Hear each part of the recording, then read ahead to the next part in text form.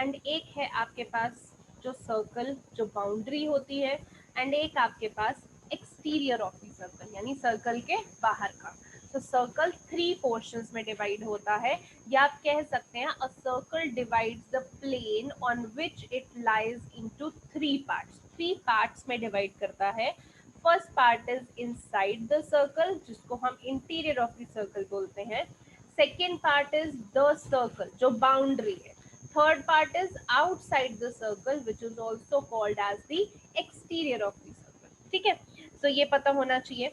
दूसरा चीज, अगर मैं बात करती हूँ इसी सर्कल से, अगर मैं आपको यहाँ पे दिखाती हूँ, ये ओ पॉइंट है। ये O point centre of the circle से सर्कल की बाउंड्री पे, अगर मैंने ये पी पॉइंट बनाया है तो यहाँ ओ से पी ये आपके पास रेडियस आ जाता है। अगर मैं यहाँ पे भी कोई पॉइंट बना देती हूँ तो सेंटर से उस पॉइंट तक का डिस्टेंस देखूंगी, that will also be radius. मेरा मन किया मैंने इधर पॉइंट बना दिया तो सेंटर से इस पॉइंट तक का देखूंगी तो भी रेडियस हो। ठीक है, इस रेडियस को ट्वाइस कर देते हैं तो वो डायामीटर बन जाता है। ठीक है, तो ये आपकी एक चीज है जो आपने देखनी है। नेक्स्ट एक और पॉइंट है, इसमें ना सर्कल चैप्टर है तो आपको थ्योरम्स काफी सारी इसको लर्न करनी पड़ेंगी, एंड जो प्रॉपर्टीज हैं आपको काफी दिमाग में रखनी पड़ेंगी। ये ध्यान रखना, इसमें प्रॉपर्टीज अगर आपको अच्छे से आती हैं तो सर्कल चैप्टर अच्छे से आएगा। तो प्रॉपर्टीज जो जो बताती जा रही हूँ, अगर आपके पास बुक है पास में तो बुक में अंडरलाइन कर लीजिए, क्योंकि ये आपको एमसीक्यूज में 1 मार्क क्वेश्चन में ये आपको पूछे जाएंगे। ठीक है, तो आपको जो मैंने एक बताया कि ये सर्कल डिवाइड करता है प्लेन को इनटू 3 पार्ट्स, ये भी आपको पूछा जाता है। अभी देखना एक्सरसाइज में ही आपको ये क्वेश्चन आ जाएगा। देन आपके पास एक स्टेटमेंट यहाँ पे दी हुई है, diameter is the longest chord and all diameters have same length which is equal to 2 times the radius. मैंने आपको बताया कि डायामीटर ट्वाइस ऑफ रेडियस होता है। और आपको अगर क्वेश्चन आ जाए कि एक सर्कल में सबसे लंबी वाली कॉर्ड कौन सी होती है, तो सबसे लंबी वाली कॉर्ड एक सर्कल में डायामीटर होती है। अब कॉर्ड का मतलब क्या है, देखो यहाँ पे अगर मैंने ये वाला सर्कल लिया, ये फिगर लेता है फिगर 10.5। इस 10.5 में देखिए अगर मैंने 2 पॉइंट बनाए P and Q, and in 2 point को मैंने ज्वाइन कर दिया, पी क्यू बना दिया, तो ये आपकी एक कॉर्ड बन गई। ठीक है, एक सर्कल पे आप 2 पॉइंट्स बनाते हो एंड उन दोनों पॉइंट्स को ज्वाइन कर देते हो, वो आप उसको क्या बोलते हो कि आपने एक कॉर्ड बना दी। जैसे मैंने सर्कल पे ए पॉइंट बनाया और बी पॉइंट बनाया, ए बी को ज्वाइन कर दिया। अब बात ये है कि ए बी एक कॉर्ड तो है, but at the same time O अगर सेंटर है, ए बी सेंटर से जा रहा है, तो देखो ये भी आपके पास रेडियस होगा और इधर ओ ए भी आपके पास रेडियस होगा। तो ट्वाइस ऑफ रेडियस यानी ए बी आपके पास डायामीटर भी है। तो ए बी कॉर्ड भी है आपके पास इस सर्कल में, ए बी डायामीटर भी है। ठीक है, तो कॉर्ड बेसिकली क्या है, 2 पॉइंट्स जो सर्कल पे बनाए हैं अगर आप उन्हें ज्वाइन कर देते हो, that is known as a chord. और हमें क्या पता होना चाहिए, देखिए हमें आर्क्स के बारे में पता होना चाहिए सर्कल की। आर्क्स में भी 2 तरीके की आती हैं, मेजर एंड माइनर आर्क। अब यहाँ पे देखिए, longer one is called the major arc and shorter one is called the minor arc. अब यहाँ पे अगर ये 10.6 फिगर है, इसमें देखिए P एंड Q आपको बना के दे रखा है, और यहाँ पे माइनर आर्क पी क्यू को हम कैसे डिनोट करते हैं, पी क्यू, और ऊपर देखिए ये आर्क का सिंबल बन रखा है, मतलब ये छोटी वाली आर्क। आप यहाँ देखिए नीचे पी से लेके ये क्यू तक, ये जो छोटी वाली आर्क है, साइज में छोटी है ना, तो इसको हम माइनर आर्क बोलेंगे। अगर मैं यहाँ पे एक पॉइंट बना देती हूँ, जिस पॉइंट को नेमिंग दे देती हूँ मैं आर, सो पी से लेके क्यू तक ही मुझे जाना है, बट आर के थ्रू होते हुए जाना है, तो देखो कितनी बड़ी आर्क बन गई। तो इसको क्या बोलेंगे, पी आर क्यू आर्क, और ये आपकी क्या है, मेजर आर्क। ठीक है, सो जो छोटी आर्क है वो माइनर आर्क, जो बड़ी आर्क है वो मेजर आर्क। और आर्क को कैसे डिनोट करते हैं, हम ऊपर ये आर्क का साइन लगाते हैं। ओके, एंड यहाँ पे बोला है when P and Q are the ends of the diameter, then both arcs are equal and each is called a semicircle। यहाँ पे एक तो पहले 10.7 में देखिए आपको माइनर और मेजर आर्क अलग अलग से बता रखे, जो ऊपर मैंने आपको ड्रॉ करके बताया वही बता रखे। अगर मान लीजिए यहाँ पे जैसे ये था 10.5 में देखिए आप ए और बी पॉइंट है, ए और बी पॉइंट कहाँ से पास हो रहा है, सेंटर से पास हो रहा है। तो अगर मैं ये ए बी आर्क की बात कर रही हूँ, यानी ये इतना जा रहा है ए से बी तक, तो क्योंकि ये ए बी डायामीटर है, तो ये ए बी आर्क क्या बन जाती है, एक सेमी सर्कल बना रही है। सेमी सर्कल मतलब सर्कल का हाफ, ठीक है, मतलब जितना ए बी से ऊपर पोर्शन है उतना ही ये ए बी से नीचे है, आधा आधा सर्कल बढ़ जाता है डायामीटर से, ठीक है। तो हाफ सर्कल को हम बोलते हैं सेमी सर्कल। देन नेक्स्ट हमारे पास टर्म आती है सर्कमफ्रेंस। सर्कमफ्रेंस क्या होती है, देखो एक सर्कल की पूरी बाउंड्री को आप मेजर कर लीजिए, length of a complete circle, मतलब अगर मेरा ये सर्कल था, ये 10.6 फिगर में देखिए, तो मैं पी से शुरू हो जाऊं गोल गोल गोल गोल, देन आके पी पे रुकूं, तो जितनी ये लंबी है उसको क्या बोलेंगे, सर्कल की सर्कमफ्रेंस है, ठीक है। तो length of a complete circle is called it circumference. Next हमारे पास जो है the region between the chord. अब सेगमेंट के बारे में आपको पूछ लेते हैं, एमसीक्यूज के लिए सारी चीजें इंपॉर्टेंट है, इसलिए प्लीज मार्क करते जाइए। सेगमेंट क्या होती है, the region between a chord and either of it's arc is called a segment. अब सेगमेंट समझते हैं, देखो जैसे पी क्यू था, पहले तो कॉर्ड कैसे बनती है, मैंने दो पॉइंट्स बनाए पी क्यू और पी क्यू को ज्वाइन कर दिया, ठीक है, तो क्या बन गई, मेरी कॉर्ड बन गई। बट अगर मुझे सेगमेंट बनानी है, तो इसमें मैंने ये पी क्यू पोर्शन जो है, ये देखो जो मैंने शेड किया है ना, ये मेरी सेगमेंट है। सेगमेंट कैसे बनी, ऊपर पी क्यू कॉर्ड थी और नीचे पी से क्यू तक की आर्क थी, आर्क और कॉर्ड के बीच वाले रीजन को हम क्या बोलते हैं, सेगमेंट। इसलिए यहाँ पे लिखा है region between a chord and either of its arcs, chord और आर्क्स के बीच के रीजन को आप क्या बोलेंगे, सेगमेंट बोलेंगे, ठीक है। अब जैसे हमने आर्क में भी दो तरीके की चीजें की कि माइनर आर्क होती है जो छोटी वाली, बड़ी वाली को मेजर आर्क, ऐसे ही सेगमेंट में भी दो तरीके हैं, मेजर सेगमेंट और माइनर सेगमेंट, ठीक है। तो यही यहाँ पे लिखा है major segment and minor segment. अब मेजर सेगमेंट माइनर सेगमेंट कैसे, इसी 10.6 फिगर में देखिए, जो मैंने ये पिंक से आपको शेड किया है, ये छोटा पोर्शन लग रहा है ना आपको, तो ये माइनर सेगमेंट हो गई।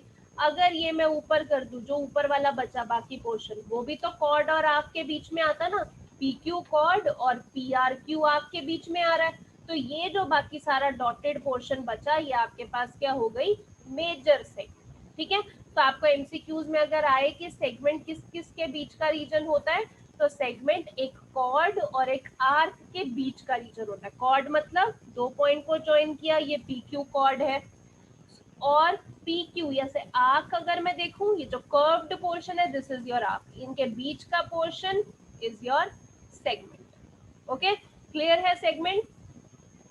देन आपके पास अगला, यहाँ पे भी देख लीजिए, देखिए ये 10.8 फिगर में बता रखा है, जो आपके पास नीचे व्हाइट वाला पोर्शन है इट इज माइनर सेगमेंट, जो ऊपर ब्लू वाला पोर्शन है it is your major segment, ठीक है। अब सेगमेंट कर लिए, अब नेक्स्ट आपके पास आती है सेक्टर। सेक्टर क्या होता है, देखो मैंने यहाँ पे ओ सेंटर ऑफ द सर्कल लिया, ये पी एंड क्यू दो पॉइंट्स बनाए, यहाँ पे अगर मैं इनको OP और OQ को ज्वाइन कर दूं, जो एक पाए जैसा स्लाइस बनता है, जैसे हम पिज्जा का एक स्लाइस उठाते हैं, तो ऐसे ही जो स्लाइस आपका बन रहा है, यहाँ पे कोई ना कोई एंगल जरूर होगा। अभी इस क्लास में आपको इतना नहीं जरूरी, बट 10th क्लास में आप इसके बारे में एक अलग ही चैप्टर पढ़ेंगे। तो जो भी आपका सेक्टर बनता है उसमें एक एंगल जरूर बनता है, यहाँ पे O पे कितने एंगल का सेक्टर है। तो जो ये आपका पाई जैसा स्लाइस है, ये ब्लू वाला shaded portion, that is known as sector, ठीक है। अब जो छोटा स्लाइस होगा उसको आप माइनर सेक्टर बोलोगे। अब जो ये यहाँ पीछे बच गया, ये सारा क्या है, ये भी तो एक स्लाइस है, बस बड़ा स्लाइस है, उसको क्या बोलेंगे हम, मेजर सेक्टर, ठीक है। तो अभी तक जो जो टर्म्स हमने की है कि सर्कमफ्रेंस क्या होता है, कॉर्ड क्या होता है, सेगमेंट क्या होता है, सेक्टर क्या होता है, ये आपको पता होना चाहिए, क्योंकि ये आपके एग्जाम्स में 1 मार्क 2 मार्क में पूछ सकते हैं। ओके, चलिए अब बेसिक्स हो गए, अब करते हैं एक्सरसाइज, ठीक है। अब एक्सरसाइज में देखिए फर्स्ट जो फिलअप है, आप अपनी बुक में भी फिल कर सकते हैं। आपको बोला है the centre of a circle lies in, इनमें से क्या ऑप्शन आनी चाहिए? हाँ जी Navneet, what do you think? The centre of the circle lies in interior of the circle. Yes, interior में ही लाई करेगा, तो यहाँ पे इंटीरियर आपके पास ऑप्शन आएगी, ठीक है। देन सेकंड बताइए Ansh, a point whose distance from the centre of the circle is greater than the radius lies in dash of the circle, क्या आएगा? एक्सटीरियर। हाँ जी, एक ऐसा पॉइंट, एक्सटीरियर। हाँ जी करेक्ट है, एक ऐसा पॉइंट जिसका डिस्टेंस रेडियस से बड़ा है। अब देखो रेडियस से बड़ा होगा तो आप बाहर ही चले जाओगे सर्कल के, रिया प्लीज पे अटेंशन। रेडियस से बाहर चले जाओगे तो सर्कल से ही बाहर चले जाओगे। सो बेसिकली आपका जो ऐसा पॉइंट है जो रेडियस से भी बड़ा है, that lies in the exterior of the circle. Okay, third, the longest cord. अगर ये सेकेंड पॉइंट में डाउट हो रहा है तो मैं ऐसे एग्जांपल से आपको समझा सकती हूँ। देखिए जैसे ये 10.5 है आपके पास, यहाँ पे O से B तक रेडियस है। अगर मैं OB से रेडियस से बाहर चले जाऊंगी तो यहाँ कहीं चले जाऊंगी तो वो सर्कल के एक्सटीरियर में ही लाई करेगा, ठीक है। Then the third is the longest chord of the circle is dash of the circle. हाँ जी रिया क्या आएगा इसमें? सेगमेंट। नो। हाँ जी इशिता आप बताइए क्या आएगा? Longest chord of the circle is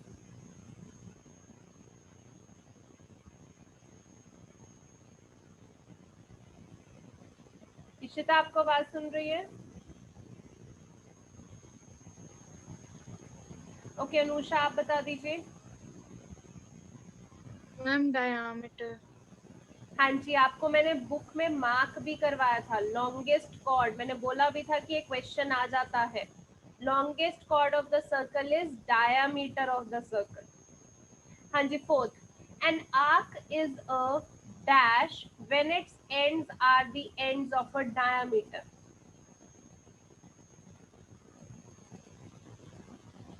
an arc is a dash, अगर एक आर्क के एंड डायामीटर के एंड बन रहे हैं तो उस आर्क को क्या बोलते हैं? अभी मैंने बताया, यहाँ पे आप फिगर से समझो। जैसे मान लो ए बी डायामीटर है, तो ए से आर्क शुरू हो रही है, घूम के बी तक आती है, तो इस आर्क को क्या बोलते हैं? हाँ जी Navneet. Semicircle. Yes, semi circle.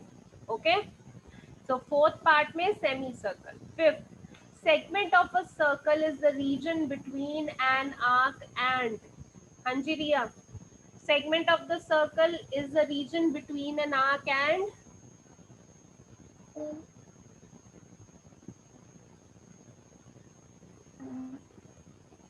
Circumference. No Riya, please I attention don't pay know. किया करो रिया। तब से मैं देख रही हूँ आप इधर उधर देख रहे हो और सुन नहीं रहे हो, इसी वजह से आंसर्स नहीं आ रहे हैं। सेगमेंट ऑफ द सर्कल जो होता है, मैंने बार बार बोला आपको एमसीक्यू में क्वेश्चन आएगा, समझाते हुए भी मैंने बोला था कि सेगमेंट ऑफ द सर्कल किस में आता है। हमने अभी सेगमेंट बनाई ना यहाँ पे, ये माइनर सेगमेंट है। ये क्या है? Minor segment. यहाँ P से Q तक एक आर्क थी और PQ क्या है? एक कॉर्ड है। आर्क और कॉर्ड के बीच वाला एरिया आपके पास सेगमेंट होता है। सो यहाँ पे arc and chord of a circle आएगा। Next, a circle divides the plane on which it lies in. हाँ जी अंश।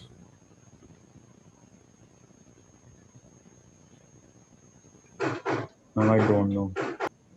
सर्कल सबसे पहला चैप्टर का स्टार्टिंग। अंश आपने आई थिंक अच्छा लेट ज्वाइन किया आपने, ओके। अनुषा हाँ जी आप बताइए, circle divides the plane in how many parts? I don't know. ध्यान दो, क्यों नहीं ध्यान दे रहे हो? ये सब आपको 1 मार्क में आएंगे। इस चैप्टर को जब मैंने स्टार्ट किया, इधर देखिए, यहाँ से स्टार्ट हुआ था चैप्टर और सबसे पहला टॉपिक मैंने आपको ये पढ़ाया, आपको 3 मार्क part. भी करवाया। Yes, 3 parts. लिखा हुआ है, a circle divides the plane on which it lies into 3 parts. Please study properly. ऐसे नहीं मैं बोल रही हूँ और आप सुन नहीं रहे हैं. हाँ जी. सेकेंड, राइट ट्रू और फॉल्स. ट्रू और फॉल्स आपको बताने हैं. Line segment joining the center to any point on the circle is called the radius of the circle. हाँ जी रिया, क्या आंसर होगा इसका?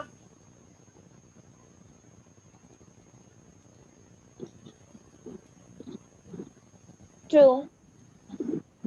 ओके. हाँ जी नवनीत, आप क्या कहते हो? True. हाँ जी, लाइन सेगमेंट एक पॉइंट से जब सर्कल पे जाएगी तो सर्कल के सेंटर से एक पॉइंट तक जाएगी तो वो उसको रेडियस ऑफ द सर्कल ही बोलते हैं. हाँ जी. सेकंड, अंश, a circle has only finite number of equal chords. Ma'am, false. False. chords कितनी भी बना सकते हैं? Okay. Yes, yes. ma'am. False. कि हम इक्वल कॉर्ड्स कितनी भी बना सकते हैं. सो फाइनाइट नहीं, हम बता नहीं सकते कितनी बन रही हैं, कितनी भी हो सकती है. Then next is, if a circle is divided into 3 equal arcs, each arc is a major arc. हाँ जी Navneet, third part, what do you think? I think it's false. Okay. हाँ जी Anusha. Ma'am, I think false. False. उन्होंने बोला Yeah. अगर circle को 3 equal arcs में कर दिया जाए तो हर आर्क मेजर आर्क होगी. देखो जब हमने False. आर्क्स ही इक्वल कर दी है तो अब कुछ माइनर कुछ मेजर नहीं रहा. आर्क से ही वो बनती है ना.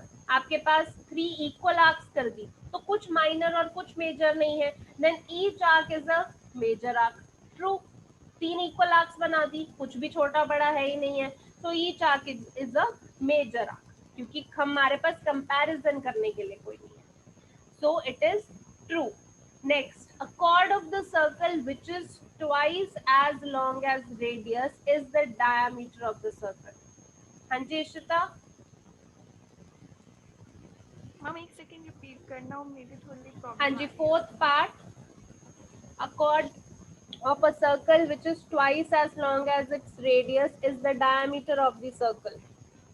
Ma'am true. True. Yes, radius को ट्वाइस कर देंगे तो वो डायमीटर ही बनता है. Then fifth, sector is the region between chord and corresponding arc. हाँ जी रिया.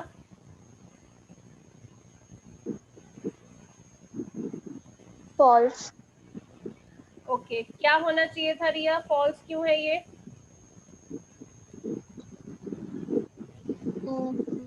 मैम ट्रू होना चाहिए, कॉरेस्पॉन्डिंग आर्क ही होती है क्योंकि.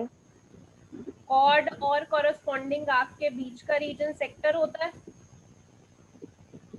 Yes ma'am. आप याद कर लीजिए जो मैंने आपसे पहले क्वेश्चन पूछा था, आप बिल्कुल वही गलती कर रहे हैं. यहाँ पे मैंने फिगर से भी एक्सप्लेन किया है. ये पी क्यू आपके पास कॉर्ड है and P Q he arc है. कॉर्ड और आर्क के बीच का रीजन सेगमेंट होता है. तो यहाँ पे क्या लिखा हुआ है? Sector is the region between chord and arc. पहले तो कॉर्ड एंड आर्क के बीच का रीजन सेगमेंट होता है, सेक्टर नहीं होता, तो इसका आंसर फॉल्स है. अब मुझे रिया ये बताइए कि सेक्टर अगर मुझे बनाना है तो किन किन के बीच का रीजन चाहिए? फिगर में देखिए सेक्टर, इसी के साथ वाले फिगर सेक्टर है. तो सेक्टर में देखिए क्या था हमारे पास, एक पी क्यू आर्क थी और आपके पास इधर ओपी है और ओ क्यू है. ओपी और ओ क्यू क्या है? रेडियस है. सो रेडियस एंड आर्क के बीच के जो आपका रीजन है वो सेक्टर है. तो यहाँ पे जो आपके पास सेक्टर नहीं, यहाँ पे सेगमेंट होता तो आपका ट्रू हो जाता, अभी आपका फॉल्स.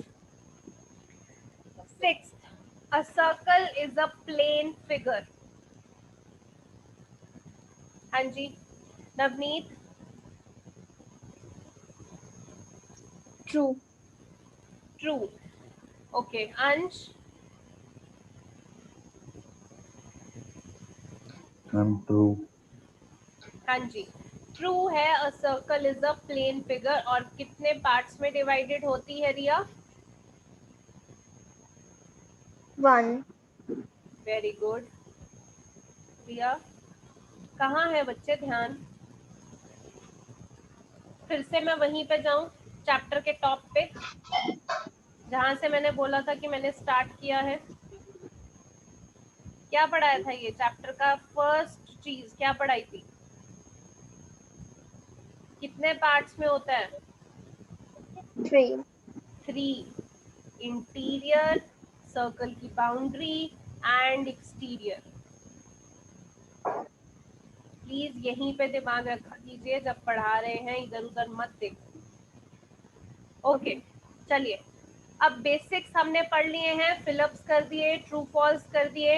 नेक्स्ट हमारे पास एक थ्योरम है। सबसे पहले थ्योरम नंबर 10.1 हम कर लेते हैं। ये थ्योरम प्रूव करने के लिए भी आ जाती है एंड आपको बहुत बार आपके क्वेश्चंस में रीजनिंग की तरह भी यूज होगी। तो बार बार बोल रही हूँ, बच्चों को ये चैप्टर ना मुश्किल लगता है। मुश्किल इसलिए लगता है क्योंकि आप बहुत सारी नई नई चीजें याद रख रहे हो, जैसे अभी सेक्टर, सेगमेंट, आर्क, ये चीजें याद रखी, प्लस इसमें थ्योरम ज्यादा है तो आपको वो रीजनिंग भी याद रखनी पड़ती है। बट अगर आप रट्टा नहीं मारेंगे तो आपको याद रखने की भी जरूरत नहीं है। जैसे देखिए थ्योरम 10.1 को समझते हैं। आपको बोला है equal chords of a circle subtend equal angles at the centre. मतलब जो इक्वल कॉर्ड्स होती हैं एक सर्कल में, वो सेंटर पे भी इक्वल एंगल्स बनाती हैं। तो पहले तो कॉर्ड्स देख लेते हैं कौन सी। अगर ये 10.13 उसमें देखिए फिगर में, हम ए बी हमारे पास क्या है, 2 पॉइंट्स हैं, इनको ज्वाइन करके हमने ए बी कॉर्ड बना दी। सी डी 2 पॉइंट्स लिए, इनको ज्वाइन करके हमने सी डी कॉर्ड बना दी। अब ए बी और सी डी कॉर्ड जो है, क्योंकि क्वेश्चन में दे रखा है इक्वल कॉर्ड्स, तो हमने ये मान के चलना है कि दोनों कॉर्ड्स इक्वल है। ठीक है, अब प्रूफ क्या करना है कि वो सबटेंड करती है इक्वल एंगल। सबटेंड मतलब बनाना। सो ए बी से अगर हम देखा जाए तो सेंटर पे, ओ सेंटर है तो ओ पे कौन सा एंगल बन रहा है, ये ए ओ बी। और सी डी से देखा जाए तो ओ सेंटर पे कौन सा एंगल बन रहा है, सी ओ डी। ठीक है, सो ए ओ बी और सी ओ डी, ये दोनों जो एंगल है ये आपको बराबर करने। ठीक है, अब कैसे करेंगे, हम दोनों ट्राइंगल्स ले लेते हैं। एक बार A O B triangle and C O D, दोनों ट्राइंगल्स ले ली, इनको हम कॉन्ग्रुएंट करते हैं। पहले तो देखिए, अगर मैं O से A तक बात करूं, O से B, O से C, O से D, किसी भी बात करूं तो ये सब क्या है, रेडियस बन रहे हैं आपके पास। हर एक पॉइंट सेंटर से लेके सर्कल पे किसी पॉइंट पे जाओगे तो वो रेडियस ही बनेगा। तो बेसिकली अगर मैं AOB ट्राइंगल ले रही हूँ तो उसका OA साइड OCD ट्राइंगल के OC साइड से बराबर होगा। ठीक है, तो मैंने AOB का OA is equal to OC कर दिया। ऐसे AOB का OB जो साइड है वो OD के भी बराबर हो जाएगा, बिकॉज चल तो रेडियस ही रहा है ये भी। तो 2 रीजन तो हमने रेडियस के ही बना दिए। ठीक है, तीसरा आपके पास क्या होगा कि आपके पास क्वेश्चन में ही दे रखा है कि इक्वल कॉर्ड्स है, तो AB और CD जो कॉर्ड है वो तो आपके पास इक्वल है, तो तीसरा गिवन है। तो आपके पास दोनों ट्राइंगल्स कॉन्ग्रुएंट हो जाती हैं। कौन से रीजन से, ये भी साइड है, ये भी साइड है, ये भी साइड है, तो एस से कॉन्ग्रुएंट हो जाती है। कॉन्ग्रुएंट हो गई तो इनके बीच का एंगल AOB एंगल और इधर COD एंगल, वो क्या हो जाएंगे, बराबर। यहाँ पे रीजन दिया हुआ है corresponding parts of congruent triangle, जिसको आप शॉर्ट फॉर्म में क्या बोलते हो, CPCT। ठीक है, सो यहाँ पे CPCT से AOB और COD बराबर आ गया। बहुत ही आसान सी थ्योरम है, 2 मार्क्स में आ जाती है आपको। सो बट ये रीजनिंग में बहुत बार यूज होती है। ठीक है, अब इसी का उल्टा भी देखो, 10.1 ये आपके पास है, आगे इसका कन्वर्स भी है। ठीक है, कन्वर्स क्या है, if the angle subtended by the chords of the circle at the center are equal, मतलब जो सेंटर पे एंगल बन रहे हैं अगर वो एंगल्स इक्वल है, देन कॉर्ड्स आर इक्वल। तो कॉर्ड्स बराबर करनी है, उल्टा हो गया ना उसी का। उसमें कॉर्ड बराबर थी, एंगल बराबर करना है, इसमें एंगल बराबर है तो कॉर्ड बराबर करना है। अब इस चीज को आप करेंगे, कैसे करेंगे वो भी सुन लो। पहले यही फिगर ड्रॉ करो, फिगर सेम बनेगी। थ्योरम की स्टेटमेंट लिखो, स्टेटमेंट यही आपकी जो थ्योरम 10.2 है इसकी स्टेटमेंट लिखो और फिगर 10.1 की बनाओ। फिर मैं बताती हूँ कैसे कर सकते हो आप, जल्दी से लिखिए क्योंकि इसका प्रूफ आपको नहीं दिया हुआ बुक में।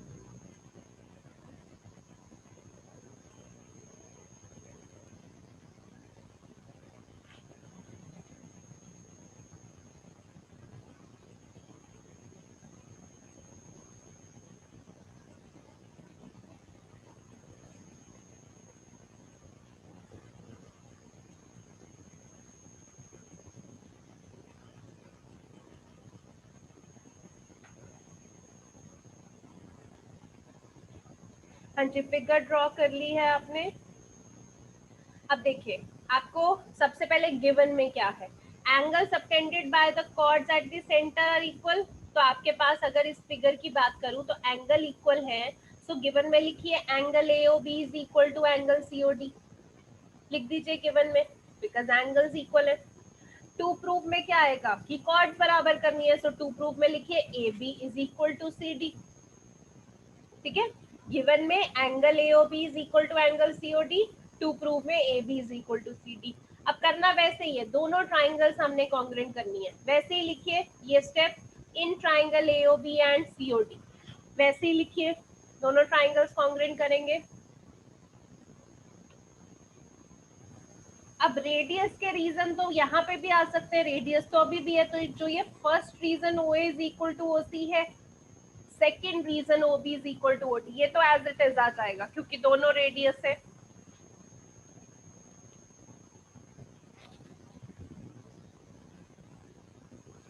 थर्ड में A B is equal to C d नहीं आएगा क्योंकि इस बार ये गिवन नहीं है, ये आपको टू प्रूव करना है।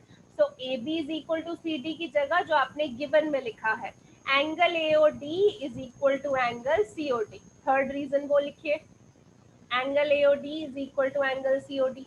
तो आपकी जो दोनों ट्राइंगल्स हैं वो कॉन्ग्रुएंट हो जाएगी। कौन से रूल से कॉन्ग्रुएंट होगी Navneet? SAS। Yes, side angle side, क्योंकि ये देखिए ओ ए साइड है, फिर बीच में एंगल आ रहा है, फिर ओ बी साइड है, तो यहाँ पे एस एस एस की जगह एस ए एस लिखना है। ठीक है, एंड देन सीपीसीटी से आपके पास क्या आ जाएगा, यहाँ पे एंगल्स बराबर आए थे, अब सीपीसीटी से साइड जो कॉर्ड्स है वो बराबर आ जाएंगी। So A B is equal to C D by CPCT. ठीक है, चलिए